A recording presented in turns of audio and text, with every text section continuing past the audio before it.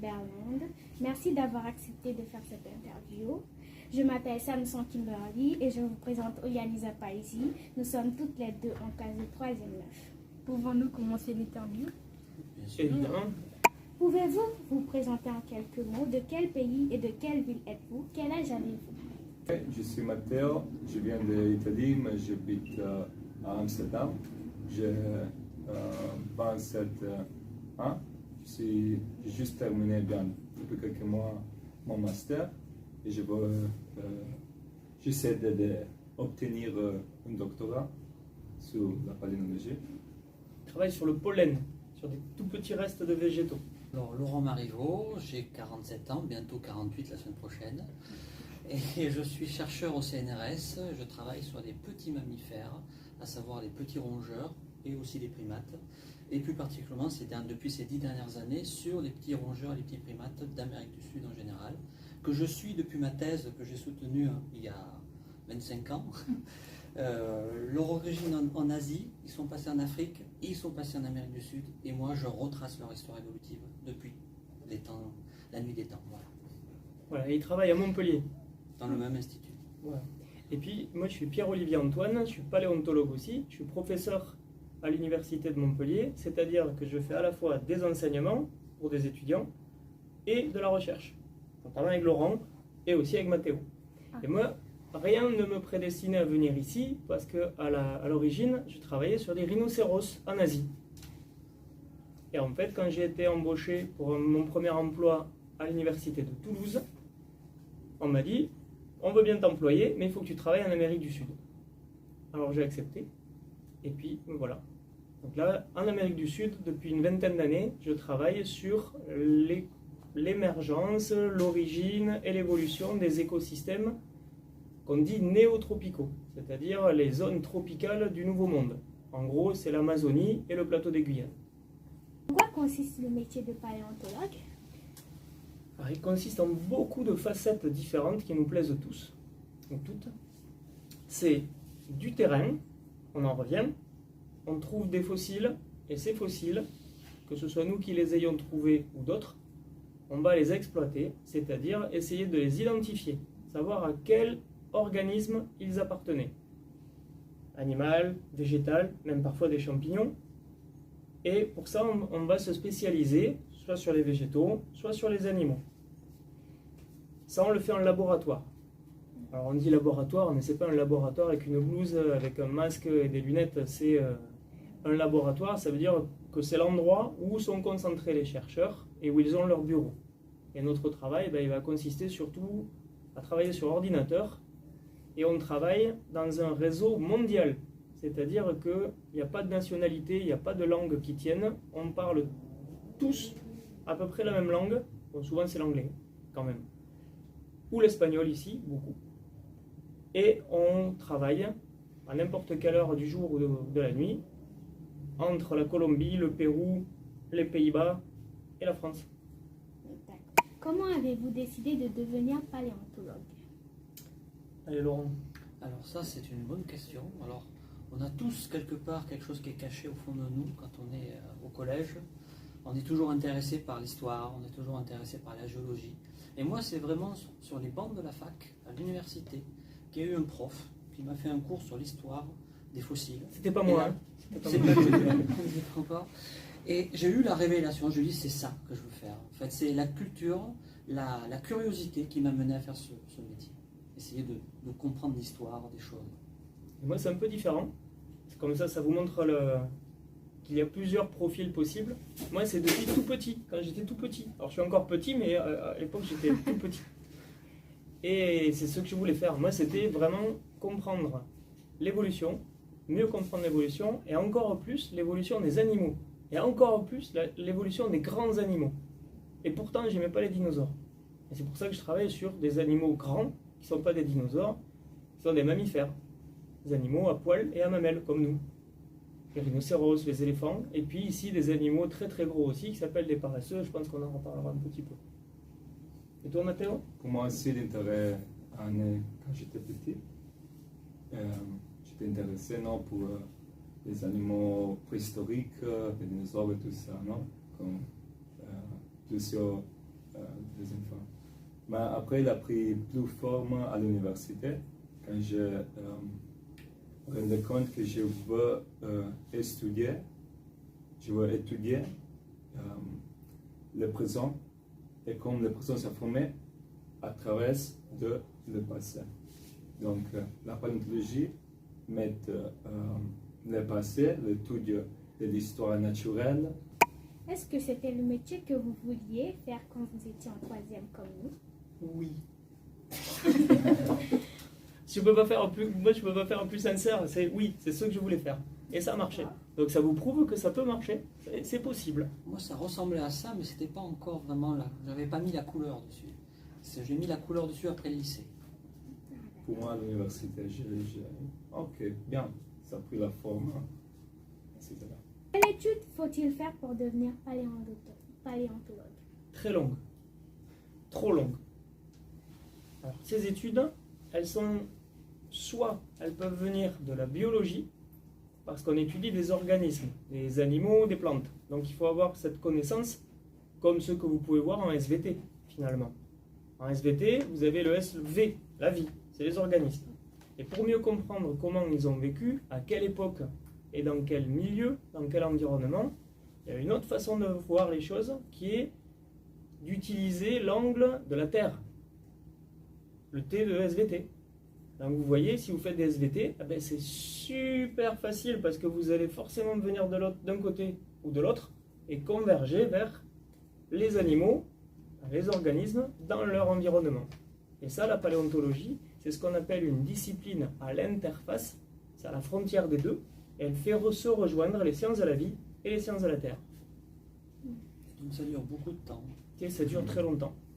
Mais bon, on apprend plein de choses, on apprend tous les jours, même maintenant où c'est nous qui sommes en position d'apprendre aux autres, d'enseigner aux autres, on apprend des choses. Et Mathéo, qui est encore un étudiant, mais déjà un chercheur, il nous apprend des choses aussi. On apprend tout le temps. Donc après le collège, le lycée, après le lycée, l'université, et après l'université, le doctorat. Mais c'est que de la passion. Pouvez-vous nous expliquer qu'est-ce que c'est un fossile? Alors, un fossile, ça vient du latin fossilis, qui veut dire enfoui. Donc les fossiles, on ne peut les retrouver que sous la terre, et des fois sous la mer. Et ça tombe bien parce qu'en Guyane, on n'a pas beaucoup de fossiles, mais il y a les deux variantes. Il y a des fossiles sous la mer, ou en tout cas sous ce qui était la mer à l'époque. C'est le cas à Kourou, où la mer s'est retirée depuis. Et sous la terre, c'est ce qui se passe du côté de Maripasoula, d'où on revient et où on a trouvé des fossiles. Avez-vous déjà trouvé des fossiles? Si oui, des spécimens rares? Disons que les fossiles, pour nous, c'est unique. Donc tout est rare. Et quand on trouve quelque chose, dans des périodes très reculées, à chaque fois c'est nouveau. Nouvelle espèce, nouveau genre, nouvelle famille.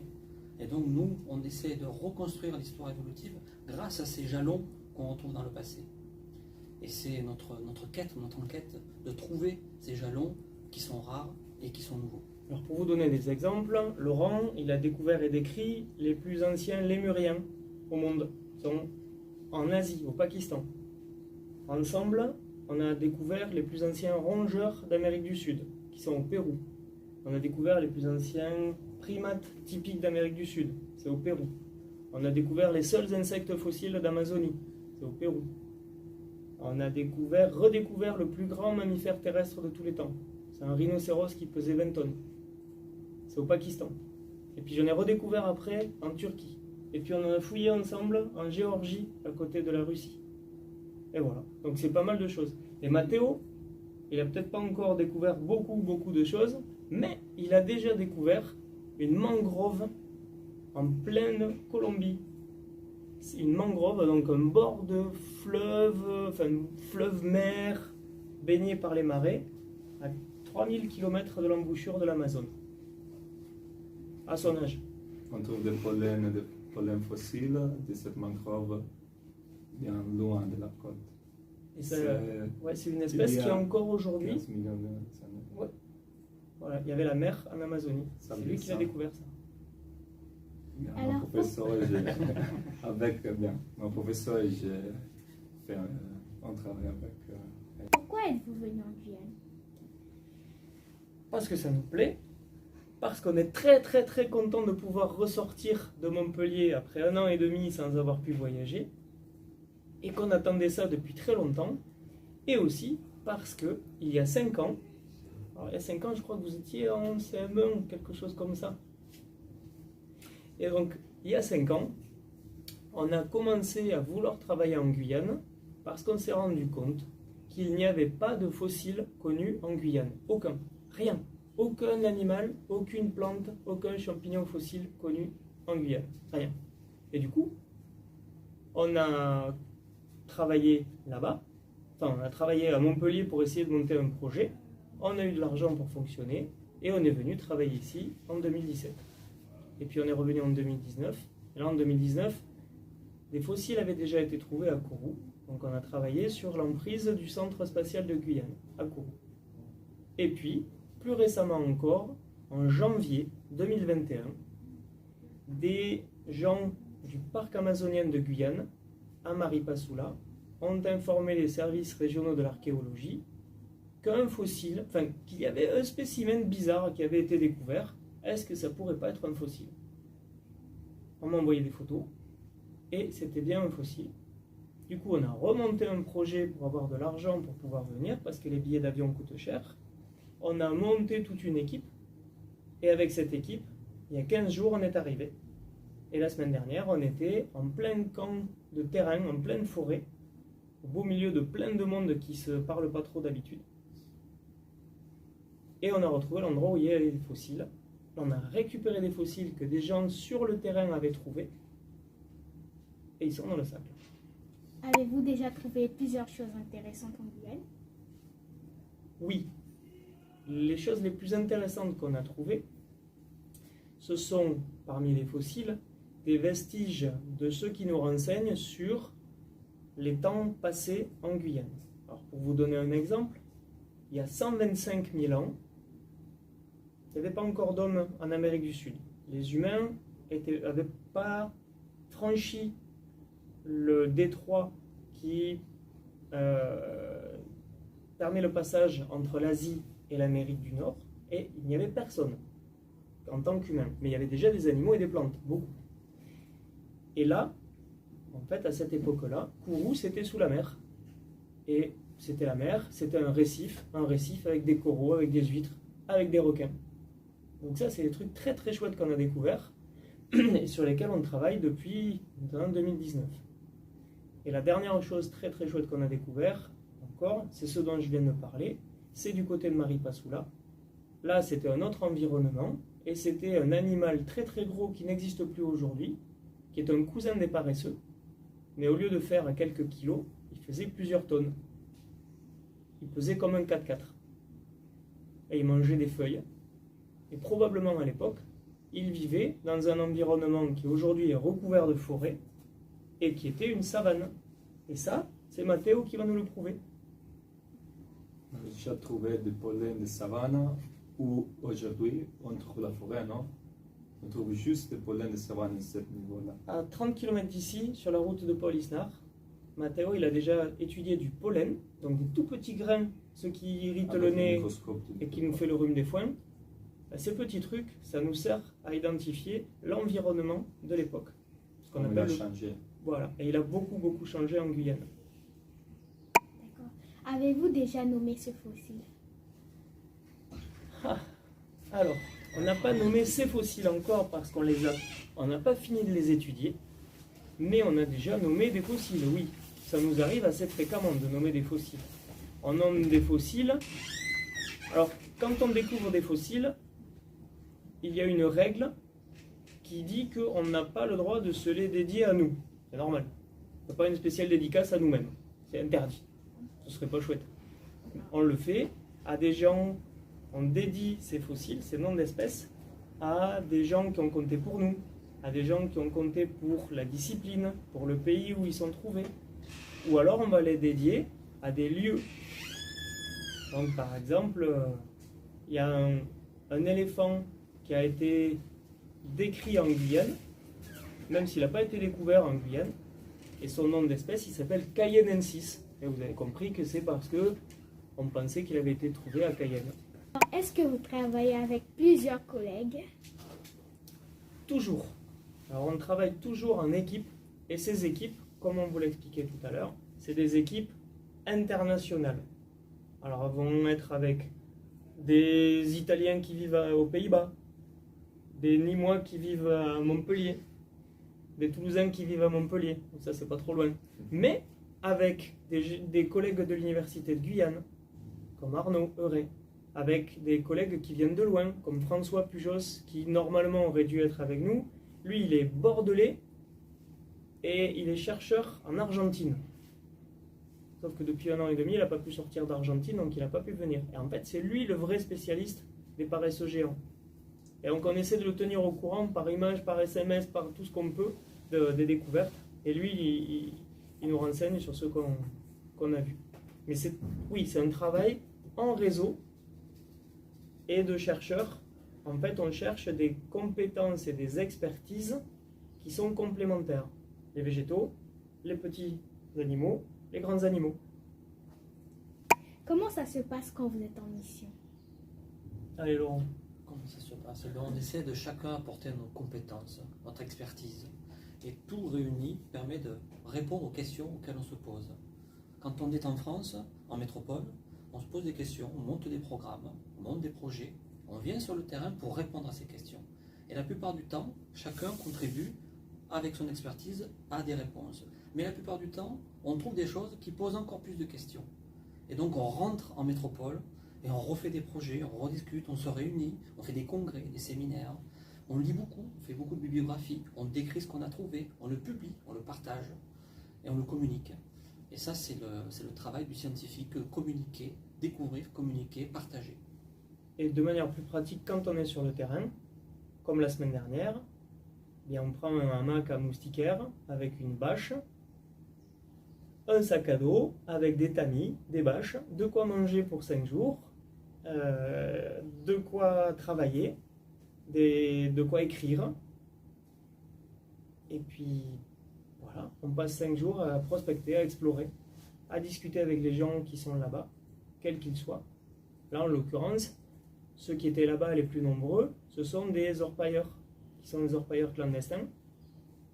Et ben voilà, on discute avec eux tant qu'on peut, comme on peut, parce qu'ils parlent brésilien et que nous on ne parle pas très bien brésilien. Mais on a réussi à échanger des informations, on a rigolé, on s'est dit bonjour, on s'est revus à plusieurs reprises. Et nous on a des diplômes, eux ils n'en ont pas. On est dans la forêt, c'est eux qui savent vivre dans la forêt, nous on ne sait pas très bien vivre dans la forêt. On n'est pas super fort en forêt. Et voilà, c'est comme ça que ça se passe. Et donc on se rencontre, on mange le soir, on discute, on dit ce qu'on a fait pendant la journée, on se pose des questions sur ce qu'on va faire le lendemain, comment on va le faire, et puis on est content de s'endormir le soir parce qu'on est bien fatigué. Alors, pouvez-vous m'expliquer vraiment où se trouve votre terrain de travail? Terrain de travail. Alors, on va dire qu'on est universel. On a commencé tous les deux en Asie. Moi, j'ai migré ensuite en Afrique du Nord et j'ai continué sur l'Amérique du Sud. Il fait comme les primates en fait. Et en fait, lui, en quelques années, il fait ce voilà. que les primates ont mis 10 millions d'années à faire. Et en fait, c'est ce groupe d'intérêt que j'étudie depuis ma thèse, depuis 25 ans maintenant, les rongeurs et les primates, qui apparaissent en Asie, passent à un moment donné en Afrique et continuent leur dispersion, leur migration vers l'Amérique du Sud. Et ça, c'est les fossiles qui ont permis de le mettre en évidence. Tout en les suivant, parce qu'on les a trouvés à l'état fossile. On a trouvé en Amérique du Sud les plus anciens rongeurs, les plus anciens primates, qui ressemblent comme 2 gouttes d'eau à ceux qu'on trouve aux mêmes périodes en Afrique. Et donc ça nous permet de reconstituer un petit peu toute cette histoire évolutive des groupes. Et moi je travaille depuis les Philippines, dans l'est de l'Asie, jusqu'au Pérou, en passant par tous les endroits entre. Et les Caraïbes. Et les Caraïbes aussi. On travaille dans les Caraïbes. Et Matteo, il a travaillé en Afrique. Ouais, au Congo-Brazzaville, dans la forêt tropicale aussi. Voilà, nous on travaille plutôt dans la zone tropicale, ce qu'on aime bien. Qu'est-ce que est la différence entre un archéologue et un paléontologue? Alors, la différence entre les archéologues et les paléontologues, elle est double. La première différence, c'est que les archéologues, ils vont généralement se limiter à ce qui est contemporain de l'histoire de l'homme, et même de l'histoire de l'homme quand il a pu écrire. Ça, c'est les archéologues. C'est des restes. On va étudier, par exemple, de la céramique, de l'architecture, des écrits de l'homme, liés à l'homme et à la culture. Les paléontologues, eux, ils se focalisent, ils se concentrent sur l'étude d'organismes avant l'homme ou au tout début de l'origine et de l'évolution de l'homme. En gros, ça c'est la première différence. On ne va pas travailler exactement sur la même période de temps. Les archéologues, c'est sur les derniers milliers d'années, les dernières dizaines de milliers d'années. Les paléontologues, ça peut remonter à 3 milliards d'années. Donc c'est beaucoup, beaucoup plus long. La deuxième différence, c'est une différence qui peut vous intéresser encore plus, vous qui êtes collégien et bientôt lycéen, et je l'espère encore après étudiant à l'université de Guyane, parce qu'il y a moyen à l'université de Guyane d'avoir plein de formations chouettes. C'est que les archéologues, ils sont plutôt en faculté d'histoire et histoire de l'art, et les paléontologues, ils sont plutôt, comme on l'a expliqué tout à l'heure, en faculté de sciences, parce qu'ils sont soit biologistes, soit géologues. Et en fait, ils font des études quasiment parallèles, parce que les techniques sur le terrain, c'est les mêmes. Et du coup, quand on se rencontre entre paléontologues et archéologues, on a plein de choses à se dire. Merci de m'avoir répondu. Merci. Merci, monsieur, d'avoir bien voulu nous accorder du temps pour répondre à nos questions. Pour finir, est-ce que vous auriez un message particulier à adresser à nos camarades du collège? Alors moi, j'aurais un message. Vous êtes en 3e. Si vous avez envie de faire un métier, qu'il y a quelque chose qui vous plaît, aujourd'hui, que ce soit en Guyane, que ce soit à Saint-Laurent, ou plus largement sur la Guyane, ou plus largement en France, ou encore plus largement dans le monde, vous avez toujours moyen de contacter quelqu'un. Et la plupart du temps, si vous avez envie de faire un métier précis, n'hésitez pas à contacter des gens que vous voyez, qui peuvent être connus, que vous pouvez voir sur Internet ou dans des recherches sur Google par exemple. Contactez-les, parce qu'ils peuvent vous répondre et peuvent vous aiguiller. N'hésitez pas à voir avec vos professeurs aussi, qui eux ont peut-être des contacts pour ce qui vous plaît. Essayez de faire ce qui vous plaît. Et des fois ça marche. Et des fois si ça marche pas, au moins vous aurez essayé. C'est comme ça. Moi c'est comme ça que ça a marché. On m'a toujours dit, c'est pas la peine que tu essaies, ça marchera jamais. Et ça a marché. Et toi, Lolo ? Il faut travailler, il faut se donner de la peine, et ça paye toujours à un moment donné. Le travail, ça apporte ses fruits. Moi, je vais continuer un peu avec ça, de continuer à suivre ton rêve, même si ce n'est pas populaire, la discipline que tu aimes bien, juste faire qu'est-ce qui te plaît. Si tu aimes la paléontologie, les gens, ça c'est un peu bizarre. Non, j'aime bien la paléontologie, je fais ça. Tu aimes quelque chose, tu vas pour ça. Très important, s'il y a quelque chose qui vous plaît, essayez de foncer. Et essayez de vous faire aider. Et pour vous faire aider, il n'y a rien de mieux que de montrer que ça vous plaît. Et surtout pas se décourager. Ouais.